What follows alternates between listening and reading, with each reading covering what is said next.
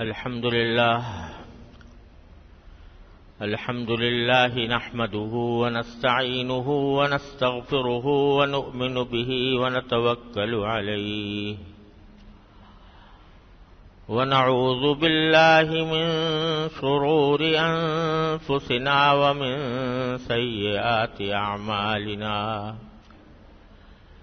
من يهده الله فلا مضل له ومن يضلله فلا هادي له وأشهد أن لا إله إلا الله وحده لا شريك له وأشهد أن سيدنا وسندنا ونبينا ومولانا محمدا عبده ورسوله صلى الله تعالى عليه وعلى آله وأصحابه وبارك وسلم تسليما كثيرا أما بعد فأعوذ بالله من الشيطان الرجيم بسم الله الرحمن الرحيم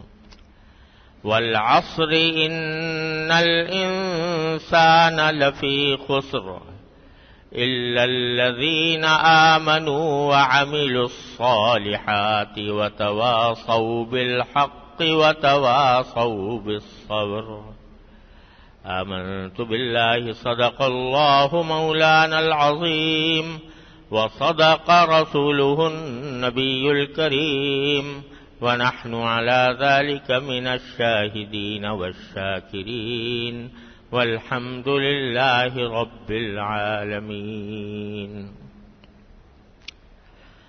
بزرگان محترم اور برادران عزیز، یہ سورہ عصر ہے جس کی میں نے ابھی آپ کے سامنے تلاوت کی ہے، اور یہ قرآن کریم کی دوسری سب سے چھوٹی سورت ہے. سب سے چھوٹی سورت انا اعطیناک الکوثر ہے، اور دوسرے نمبر پر سب سے چھوٹی سورت یہ ہے. اور اتنی چھوٹی ہے کہ اس کو یاد کر لینا بھی کوئی مشکل نہیں، عام طور سے مسلمانوں کو یاد ہوتی ہے اور نمازوں میں بھی بکثرت پڑھی جاتی ہے. تو اپنے سائز کے اعتبار سے تو یہ بہت چھوٹی سی ہے، لیکن اپنی ہدایات کے اعتبار سے بڑی جامع صورت ہے. اور حضرت امام شافعی رحمۃ اللہ علیہ یہ فرماتے ہیں کہ اگر کوئی انسان صرف اسی صورت میں تدبر کر لے، یعنی اسی صورت پر اچھی طرح غور کرے، اس کے معنی پر اچھی طرح غور کرے، تو اس کی زندگی کو درست کرنے کے لیے تنہا یہ صورت بھی کافی ہے. اور یہی وجہ ہے کہ حضرات صحابہ کرام رضی اللہ تعالی عنہم اجمعین سے یہ منقول ہے کہ جب وہ کسی مجلس میں بیٹھتے تو مجلس سے اٹھنے سے پہلے سورہ والعصر کی تلاوت کر کے اٹھتے تھے، اور اس طرح یہ سورت جو ہے بار بار اپنے سامنے لایا کرتے تھے، اس کا دھیان کیا کرتے تھے، اس کا استحضار کرتے تھے، اس کا تکرار کرتے تھے. اس لحاظ سے یہ بڑی اہم سورت ہے. پہلے میں اس کا ترجمہ آپ حضرات کے خدمت میں پیش کرتا ہوں، اس کے بعد اس کی کچھ تشریح انشاءاللہ عرض کروں گا. ترجمہ یہ ہے کہ والعصر ان الانسان لفی خسر، قسم ہے زمانے کی کہ یقیناً انسان بڑے نقصان میں ہے. الا الذین آمنوا وعملوا الصالحات، سوائے ان انسانوں کے جو ایمان لائے اور جنہوں نے نیک عمل کیے. وتواصوا بالحق، اور جنہوں نے آپس میں ایک دوسرے کو حق بات کی نصیحت کی، وتواصوا بالصبر، اور جنہوں نے آپس میں ایک دوسرے کو صبر کی نصیحت کی۔ یعنی سارے انسان خسارے میں ہیں، سارے انسان نقصان میں ہیں، سوائے ان کے جنہوں نے یہ 4 کام کیے ہوں: ایمان لانا، نیک عمل کرنا، ایک دوسرے کو حق کی وصیت کرنا، اور ایک دوسرے کو صبر کی وصیت اور نصیحت کرنا۔ یہ ہے ترجمہ سورت کا۔ پہلی بات تو یہاں یہ سمجھنے کی ہے کہ اللہ تبارک و تعالی نے یہاں زمانے کی قسم کھا کر ایک بات فرمائی، زمانے کی قسم کہ انسان بڑے خسارے میں ہے۔ اللہ تبارک و تعالی کو اپنی کسی بات کا یقین دلانے کے لیے قسم کھانے کی ضرورت نہیں ہے۔ اللہ تعالی جو بات بھی ارشاد فرمائے وہ برحق ہے۔ ہم لوگ انسان آپس میں اگر کسی دوسرے کو اپنی کسی بات کا یقین دلانا چاہتے ہیں تو بعض اوقات قسم کھانے کی ضرورت پڑتی ہے۔ دوسرا یقین نہیں کر رہا تو کہتے ہیں بھئی اللہ کی قسم میں یہ بات کہتا ہوں، اللہ تعالیٰ کی قسم، اللہ کے کلام کی قسم۔ وہ اس لیے کرتے ہیں کہ انسانوں کی باتوں پر بھروسہ ہونا یقینی نہیں ہوتا۔ قسم کھا کر جو بات کہی جاتی ہے اس میں بھروسہ ہو جاتا ہے، لیکن اللہ تبارک و تعالیٰ کو قسم کھانے کی ضرورت نہیں، اس لیے کہ اللہ تعالیٰ کے کلام کا ایک ایک حرف، ایک ایک لفظ 16 آنے درست اور یقینی ہے، اس میں کسی شک و شبے کی گنجائش نہیں، اس میں کسی کو تردید کرنے کی کوئی گنجائش نہیں۔ اس کے باوجود اللہ تبارک و تعالی نے قرآن کریم میں مختلف مقامات پر مختلف چیزوں کی قسمیں کھائی ہیں۔ کہیں قلم کی قسم کھائی ہے، کہیں ستارے کی قسم کھائی ہے، کہیں کسی مکہ مکرمہ کے شہر کی قسم کھائی ہے، کہیں قیامت کے دن کی قسم کھائی ہے۔ مختلف قسمیں قرآن کریم کے اندر آئی ہیں، تو وہ در حقیقت اس لیے نہیں کہ معاذ اللہ تعالیٰ کی بات پر بھروسہ نہیں تھا لہذا اللہ تبارک و تعالیٰ قسم کھا کر اس کا یقین دلا رہے ہیں، بلکہ در حقیقت 2 باتیں پیش نظر ہیں۔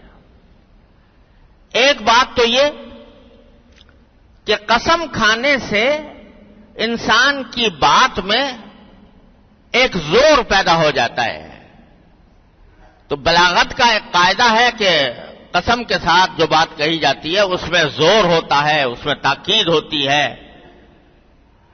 اس واسطے اللہ تعالیٰ کا کلام چونکہ بڑے بلاغت والا کلام ہے، لہذا اللہ تبارک و تعالیٰ کبھی اپنے کلام میں زور پیدا کرنے کے لیے قسم کھاتے ہیں۔ اور اس سے زیادہ اہم بات یہ ہے کہ عام طور سے قرآن کریم میں جہاں کہیں کوئی قسم آئی ہے تو اس میں ہوتا یہ ہے کہ جس چیز کی قسم کھائی جا رہی ہے وہ چیز در حقیقت ایک دلیل ہوتی ہے، ایک گواہ ہوتی ہے اس بات کی جو قسم کھا کر کہی گئی ہے۔ یعنی وہ جس چیز کی اللہ تعالیٰ قسم کھاتے ہیں اس پر اگر ذرا غور کیا جائے تو اس سے ثبوت ملتا ہے اس بات کا جو آگے کہی گئی ہے۔ مثلا یہاں یہ کہا گیا ہے کہ انسان بڑے خسارے میں ہے، یہ ہے اصل بات کہنے کی کہ انسان بڑے نقصان میں ہے، خسارے میں ہے، اور اس بات کو کہنے کے لیے اللہ تبارک و تعالی نے زمانے کی قسم کھائی۔ تو مطلب یہ ہے کہ انسان اگر زمانے کے حالات پر غور کرو تو تمہیں خود بخود یہ بات واضح ہو جائے گی، خود بخود پتہ چل جائے گا کہ انسان بڑے نقصان میں ہے سوائے ان لوگوں کے جن کا آگے ذکر کیا ہے۔ اب ذرا اس نقطۂ نظر سے سوچئے تو زمانے کی قسم کھانے کے اور زمانے کو ثبوت کے طور پر پیش کرنے کا ایک بہت ہی واضح مطلب ہے کہ دیکھو جو بھی کوئی انسان اس دنیا میں آتا ہے تو ایک محدود وقت لے کر آتا ہے۔ اللہ تعالیٰ کیا مقرر ہے کہ اس کو کتنے دن، کتنے گھنٹے، کتنے منٹ دنیا میں رہنا ہے، اس کا وہ وقت اس طرح مقرر ہے کہ اس سے ایک سیکنڈ ادھر ادھر نہیں ہو سکتا۔ اللہ تبارک و تعالیٰ نے مقرر کر رکھا ہے۔ اور دوسری طرف اللہ تبارک و تعالیٰ نے یہ فرمایا ہے کہ انسان جو ہے وہ یہاں دنیا میں جو بھیجا گیا ہے وہ ایک تجارت کے لیے بھیجا گیا ہے۔ یا ایھا الذین آمنوا هل ادلکم علی تجارۃ تنجیکم من عذاب علیم۔ یہ ایک تاجر ہے انسان، اور دوسری جگہ فرمایا ان اللہ اشتری من المؤمنین انفسهم واموالهم بان لهم الجنہ۔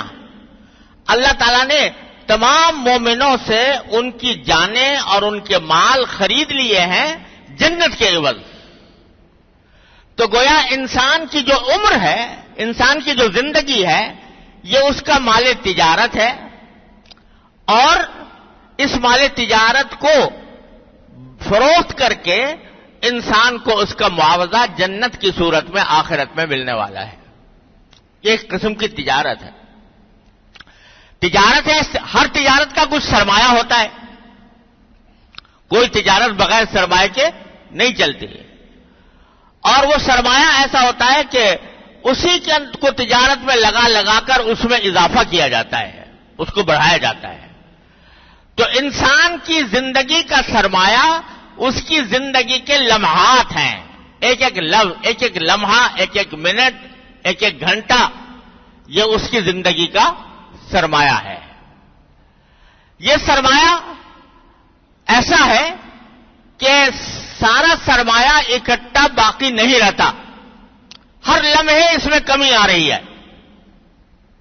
ایک شخص فرض کرو 70 سال کی عمر لے کر آیا تھا اس دنیا میں، تو اس کا سرمایہ 70 سال تھا۔ اب جو وقت گزر رہا ہے اس 70 سال کے سرمایے میں کمی آ رہی ہے۔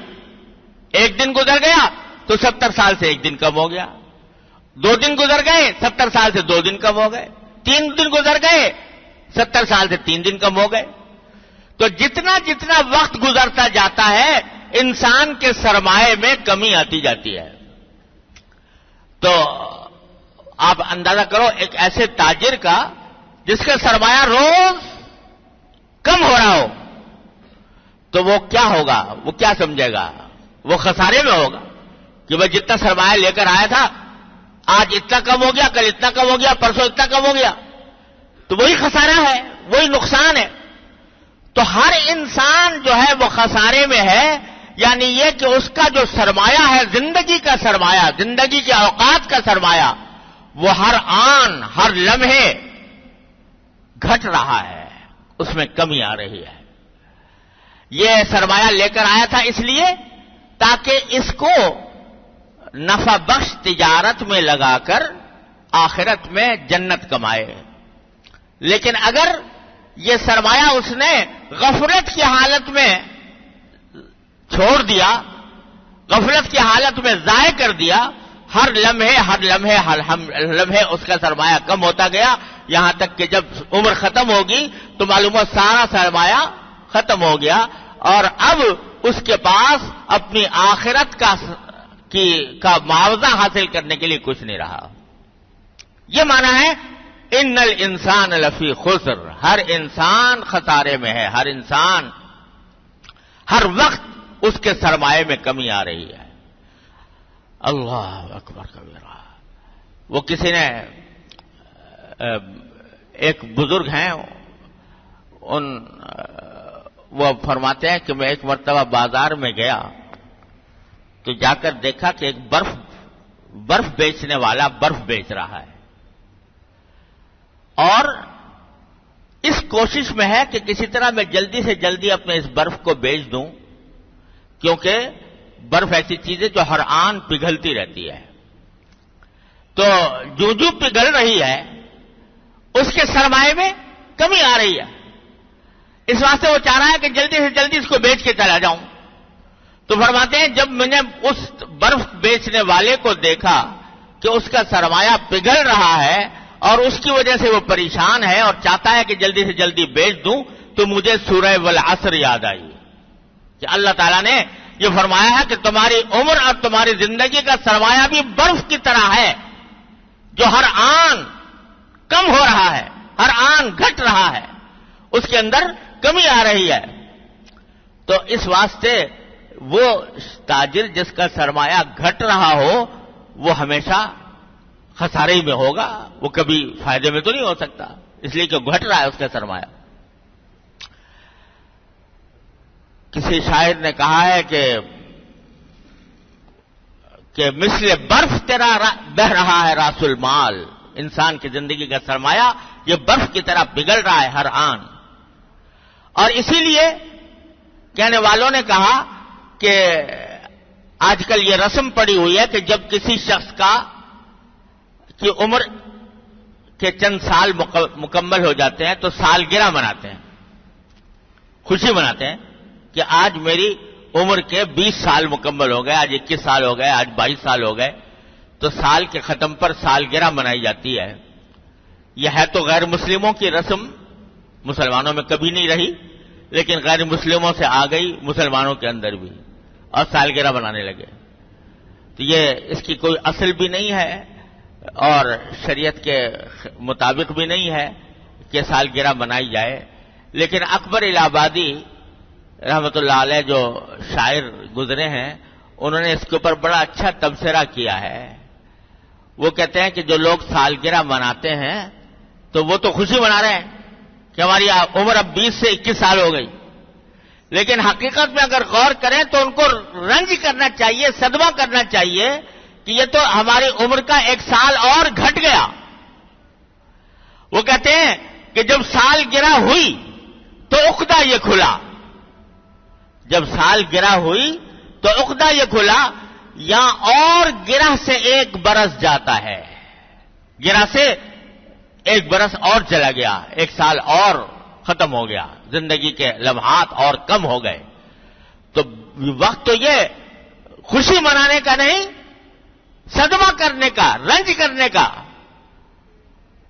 وقت تھا کہ جو سرمایہ تھا میرا اس میں سے 1 سال کم ہو گیا۔ لیکن ہو یہ رہا ہے کہ ہم لوگ عمر کے لمحات کو اس طرح ضائع کرتے چلے جاتے ہیں غفلت کی حالت میں، بے پرواہی کی حالت میں، کہ اندازہ نہیں ہوتا کہ ہمارا سرمایہ کس طرح ختم ہو رہا ہے۔ یہ معنی ہے ان الانسان لفی خسر۔ تو جو انسان اپنے عمر کے لمحات کو کسی صحیح کام میں نہ لگائے وہ در حقیقت خسارے میں ہے، ہر لمحے خسارے میں ہے، ہر لمحے نقصان میں ہے۔ اس لیے اللہ تعالیٰ نے فرمایا کہ تمام انسان خسارے میں الا الذین آمنوا وعملوا الصالحات، ہاں وہ لوگ جو ایمان لے آئے اللہ پر، اللہ کے رسول صلی اللہ علیہ وسلم پر، یوم آخرت پر، اور عملوا الصالحات، اور انہوں نے نیک عمل کیے۔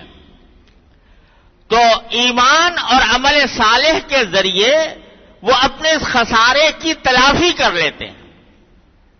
خسارہ تو ان کا بھی ہو رہا ہے کہ 1 لمحہ چلا گیا، 1 گھنٹہ چلا گیا، 1 دن چلا گیا، 1 برس چلا گیا، لیکن انہوں نے ایمان اور نیک عمل کے ذریعے اس خسارے کی تلافی کر لی۔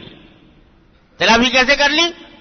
کہ مثلا اگر فرض کرو کسی شخص کا 1 گھنٹہ اس کی زندگی کا کم ہوا، تو اس گھنٹے میں اس نے اللہ جل جلالہ کی عبادت کر کے، اللہ تعالیٰ کے بارگاہ میں حاضر ہو کر، اس سے رجوع کر کے، یا کوئی اور نیک کام کر کے، کسی کی مدد کر دی، کسی کا صدقہ دے دیا، کسی کو کھانا کھلا دیا، کسی کی مدد کر دی، اس کے ذریعے اس نے نیکیوں کا نیکیوں کا ایک گٹھڑی اس نے جمع کر لی. اور اللہ تبارک و تعالی کا یہ قاعدہ ہے، یہ اس کے فضل و کرم کا ایک قانون ہے کہ اللہ تعالی نے فرمایا کل حسنۃ بعشر امثالھا، یعنی جو کوئی نیکی بندہ کرتا ہے وہ اس کے اللہ تعالیٰ اس کے 10 گنی نیکیاں لکھتے ہیں، اس کے نام اعمال میں 10 گنا ثواب اس کو عطا فرماتے ہیں. چھوٹا سا بھی عمل کر لیا وہ عمل 10 گنا بڑھا دیا جائے گا اللہ تبارک و تعالیٰ کے ہاں. تو اب اگر کسی نے فرض کرو، حدیث میں آتا ہے کہ کسی نے راستہ چلتے ہوئے زمین پر کانٹا پڑا ہوا تھا، خیال آیا کہ لوگوں کو تکلیف دے گا، لوگوں کو تکلیف سے بچانے کے لیے کانٹا ہٹا دیا، تو اس کانٹا ہٹانے پر اللہ تبارک و تعالیٰ اجر و ثواب عطا فرمائیں گے اور 10 گنا عطا فرمائیں گے. تو اب آپ نظر کرو کانٹا ہٹانے میں کتنی دیر خرچ ہوئی؟ 1 منٹ لگا. تو 1 منٹ کا سرمایہ کم ہوا تھا، اللہ تعالیٰ نے اس سے 10 گنا زیادہ سرمایہ نیکیوں کی شکل میں عطا فرما دیا. لہذا جو خسارہ ہوا تھا 1 منٹ کا، اس 1 منٹ کے خسارے کی تلافی اللہ تعالیٰ نے 10 گنے زیادہ کر دی. تو تمام انسان خسارے میں ہیں، اس واسطے کہ ان کی عمر کے لمحات گزر رہے ہیں، زندگی کے لمحات کم ہو رہے ہیں، گھٹ رہے ہیں، سرمایہ پگھل رہا ہے. لیکن جس نے اپنی زندگی کے لمحات کو ایمان اور نیک عمل کے اندر لگا دیا تو اس کی اس نقصان کی تلافی ہو گئی، اور نہ صرف تلافی ہو گئی، جتنا نقصان ہوا تھا اس سے کئی گنا زیادہ سرمایہ اللہ تبارک و تعالیٰ کے ہاں جمع ہو گیا. تو اس لیے فرماتے ہیں کہ خسارے سے اگر بچنا چاہتے ہو، نقصان سے بچنا چاہتے ہو، تو ان اوقات زندگی کی، لمحات عمر کی قدر پہچانو اور اس کا ایک ایک لمحہ تول کر ایسے کاموں میں صرف کرو جو اللہ تبارک و تعالیٰ کو راضی کرنے والے ہیں. اس طرح تمہارے اس نقصان کی تلافی ہوگی. ورنہ یہ عمر تو گزرتی جا رہی ہے، یہ کسی کا انتظار نہیں کرتی. انسان اپنی زندگی کے اندر اصلاح کرنے کے لیے بعض اوقات اصلاح کو ٹلاتا جاتا ہے. اچھا بھائی کل سے کریں گے، پرسوں سے کریں گے، فلاں دن سے کریں گے، ٹلاتا جاتا ہے اور عمر گزرتی چلی جاتی ہے، زندگی ڈھلتی جاتی ہے، پگھلتی جاتی ہے، یہاں تک کہ ایک وقت ایسا آ جاتا ہے کہ سارا سرمایہ ختم ہو جاتا ہے. وہ کسی شاعر نے کہا کہ میں دیکھتا ہی رہ گیا نیرنگ صبح و شام، میں دیکھتا ہی رہ گیا نیرنگ صبح و شام، عمر فسانہ ساز گزرتی چلی گئی. جیسا آخر میں جا کر آدمی کو حسرت ہوتی ہے کہ ہائے میں نے اپنی زندگی کا سرمایہ ضائع کر دیا اور اپنے لیے کوئی آخرت کا ذخیرہ نہ بنایا. تو پیغام یہ دے رہی ہے سورت کہ اللہ کے بندو، یہ زندگی جو تمہیں عطا ہوئی ہے یہ اللہ تبارک و تعالیٰ کی طرف سے بہت بڑا سرمایہ ہے تمہارے لیے. اتنا بڑا سرمایہ ہے کہ اس کے ایک ایک لمحے کو کام میں لا کر تم اپنے لیے ثوابوں کے ڈھیر جمع کر سکتے ہو، آخرت میں جنت کما سکتے ہو. اور اگر ان کو ضائع کر دیا تو پھر یہ سارا سرمایہ ضائع ہو جائے گا، خسارہ ہی خسارہ ہے، نقصان ہی نقصان ہے. اسی لیے فرمایا گیا احادیث میں کہ موت کی تمنا نہ کرو، موت کی تمنا نہ کرو. بعض اوقات آدمی دنیا کی پریشانیوں سے تنگ آ کر یہ دعا مانگنے لگتا ہے یا یہ تمنا کرنے لگتا ہے بھئی مجھے تو موت ہی آ جاتی تو اچھا تھا، یا دعا مانگنے لگتا ہے یا اللہ مجھے تو اب موت دے دے. حدیث میں اس کی ممانعت آئی ہے. کیوں؟ اس لیے کہ اللہ کے بندے، موت کے بعد کیا پتا تمہارے ساتھ کیا ہونے والا ہے، اور یہ زندگی ہی تو ہے جو تمہیں موت کے بعد کی زندگی میں راحت عطا کر سکتی ہے.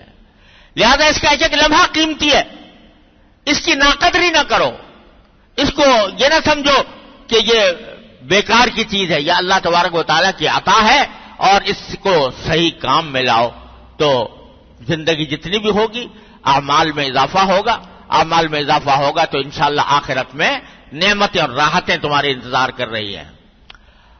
اور یہی وجہ ہے کہ حدیث میں رسول کریم سرور دو عالم صلی اللہ علیہ وسلم نے خودکشی کو منع فرمایا، حرام قرار دیا۔ کوئی انسان اپنے خود جان لے لے، خود اپنے آپ کو ہلاک کر لے، اس کو حرام موت قرار دیا گیا۔ اور ایسا ہی حرام ہے جیسے دوسرے کو قتل کرنا حرام ہے، ایسے ہی اپنی جان کو ہلاک کرنا بھی حرام ہے۔ لا تقتلوا انفسکم ان اللہ کان بکم رحیما، ہرگز تو اپنی جانوں کو قتل نہ کرو، اللہ تعالیٰ تم پر بہت رحم کرنے والا ہے۔ ولا تقتلوا النفس التي حرم اللہ الا بالحق، یہ ساری آیتیں قرآن کریم میں آئی ہیں خودکشی کے عمل کو حرام قرار دینے کے لیے۔ تو یہ اس لیے کہ ارے بھائی تمہیں کیا معلوم کہ جو اللہ نے زندگی عطا فرمائی ہے، اگر تم زندہ رہو گے تو شاید تمہیں اس زندگی کے اندر کچھ بہتر اعمال کی توفیق ہو جائے، تو اس کے نتیجے میں اللہ تعالیٰ تمہارے گناہوں کی مغفرت فرما دے، تمہارے درجات بلند فرما دے۔ لہذا اس کو بیکار نہ سمجھو، اس سے اکتاؤ نہیں، اس کو اللہ تعالیٰ کی رضا کے کام میں صرف کرنے کی کوشش کرو۔ تو آج کا اس سورت کا جو پہلا سبق ہے، اللہ تعالیٰ مجھے آپ کو سب کو اس کو سمجھنے اور اس پر عمل کرنے کی توفیق عطا فرمائے۔ وہ سبق یہ ہے کہ یہ عمر کے لمحات اللہ تعالیٰ کی بڑی عظیم نعمت ہے، ان کو بیکار کاموں میں، لغو کاموں میں اور بے پرواہی کے ساتھ خرچ کرنے سے بچو، ان کو تول کر ایسے کام میں خرچ کرو جس میں یا دنیا کا فائدہ ہو یا آخرت کا فائدہ ہو، اور ان کو اللہ تعالیٰ کی اطاعت میں خرچ کرو، اللہ تعالیٰ کی معصیت اور نافرمانی سے بچو، اللہ تعالیٰ کے مقرر کیے ہوئے گناہوں سے بچاؤ اپنے آپ کو۔ اس بات کی کوشش کرو کہ عمر کا کوئی لمحہ ضائع نہ ہو۔ جو اللہ تعالیٰ نے حقوق رکھے ہیں، نفس کے بھی حقوق ہیں، سونا ہے، کھانا ہے، پینا ہے، یہ سب نفس کے حقوق ہیں، یہ بھی ایک مومن کے لیے عبادت ہیں۔ اپنے حدود کے اندر اگر رہ کر کریں، شریعت کے دائرے میں رہ کر کریں تو یہ سب عبادت ہے۔ بیوی بچوں کے ساتھ ہنسنا ہے، بولنا ہے، ملاقات ہے، ان کی دلجوئی ہے، یہ بھی عبادت ہے، اور یہ بھی ضروری کام ہے، یہ بھی مفید ہے۔ اس کو اس نیت سے کرو کہ اللہ تعالیٰ نے ہمارے اوپر یہ حقوق عائد کیے ہیں، تو یہ بھی نیکی کے اعمال میں داخل ہے۔ اور جو باقی اوقات ہیں ان کو اللہ تعالیٰ کے ذکر میں، اللہ تعالیٰ کی یاد میں، اللہ تعالیٰ سے دعائیں کرنے میں، اللہ تعالیٰ کا شکر ادا کرنے میں، اللہ تعالیٰ کی اطاعت میں خرچ کرنے کی کوشش کرو، تو پھر یہ عمر کے لمحات انشاءاللہ بجائے خسارے کے تمہارے لیے فائدے اور نفع کا پیغام لائیں گے۔ اللہ تعالیٰ اپنے فضل و کرم سے، اپنی رحمت سے مجھے بھی اور آپ کو بھی اس پر عمل کرنے کی توفیق عطا فرمائے۔ وآخر دعوانا الحمدللہ رب العالمین۔